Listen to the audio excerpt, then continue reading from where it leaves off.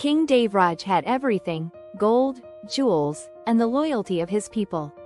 But his heart was restless, and his mind was always buzzing with thoughts. No matter how much he had, peace seemed far away. One day, a wise old monk comes to the palace. He is known for his deep wisdom and his practice of silence. Hearing about the king's troubles, the monk offers to help. Intrigued, the king invites the monk to his palace. Monk said, "Your Majesty, I have heard of your troubles. I can show you the path to peace, but it requires silence and stillness." King Devraj asked, "Silence? How can silence help me when my kingdom is full of noise and problems?" Then monk said, "Come with me to the forest, and I will show you." Together, they walked through the forest. The king noticed the wind gently rustling the leaves, the birds singing sweetly, and the soft flow of the river.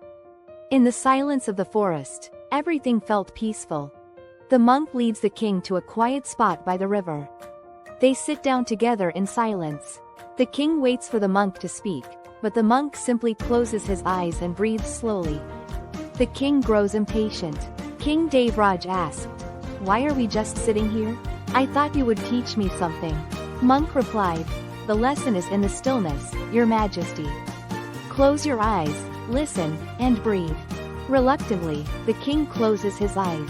At first, his mind is filled with noisy thoughts, but as he breathes deeply and listens to the quiet around him, his mind begins to calm. In the stillness, the king felt something he hadn't felt in a long time: peace.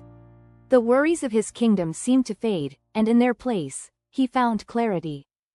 After a long period of silence, the monk finally speaks. Monk finally said, "Silence is not just the absence of sound. It is the presence of peace and wisdom. When the mind is quiet, it can see clearly. In stillness, we find answers that noise hides." King Devraj replied, "I understand now.